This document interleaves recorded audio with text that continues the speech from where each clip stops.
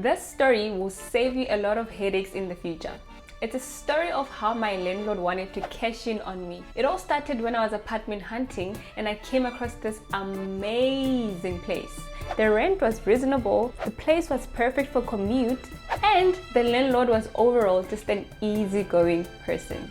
However, I was a naive young professional at the time, and of course I signed the lease without fine reading it.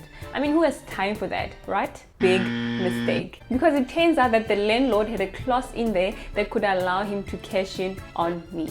I mean, don't we all do it? We are quick to accept the T's and C's before fully understanding what's stipulated in them. Anyway, fast forward a few months later, I got a job offer in a different city and I only had a week to relocate, which means that I had to terminate my lease quite early. And of course, I told the landlord about it and we came to an agreement that I would be liable for 2 months worth of rent if a replacement tenant is not found within that time frame. I must also qualify that there were a lot of inconsistencies to what he was saying on WhatsApp and what was stipulated in the lease.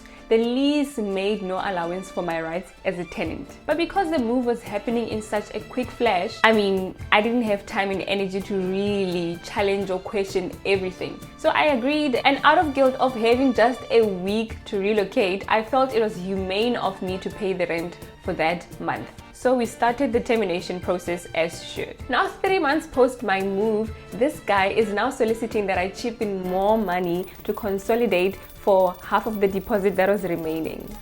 And that's when it sank on me. That's when I started questioning everything. As a result, I went to consult with an attorney, and it was brought to my attention that yes, number one, the lease made no allowance for my rights as a tenant, and she further furnished details pertaining my rights as a tenant with regards to the Consumers Protection Act and the Rental Housing Act of South Africa. And the second thing was that I went above and beyond by paying rent for that month even though I was no longer staying in the place, and also continued to give a 20 days notice. Then I went to relay the same message to the landlord, told him that I've taken time to acquaint myself with the CPA and the RHA, and as a result I believe that I owe him nothing, and that should he decide to take this further or even claim these monies from me, I will reserve my right to defend it. And that was the last time I actually heard from him. But after having a conversation with a friend of mine and we did the math together, we came to a conclusion that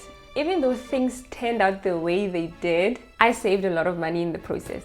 But also on the other hand, the landlord was well within his rights to have done those things. The only thing that we may have faulted him on was that he failed to make allowance for my rights as a tenant, and as a result, I was unable to make an informed decision with regards to early termination of the lease. So why am I sharing this story with you? Well, it's simple. It's crucial for you to read any contract, lease or legal document that you sign, because you never know what clause could be hiding in there. Also, you don't know what you don't know, so it's always advisable that you seek legal counsel before terminating a contract or lease early. And trust me, it may seem like a tedious task, but in the long run, your bank account will thank you. Also, if you don't know anything, don't be afraid to ask questions and ask for clarity in areas where you don't understand anything that's stipulated within the contract. Anyway, that's it, folks. Remember to stay informed, remember to like, comment and share, and don't repeat my mistakes. Bye.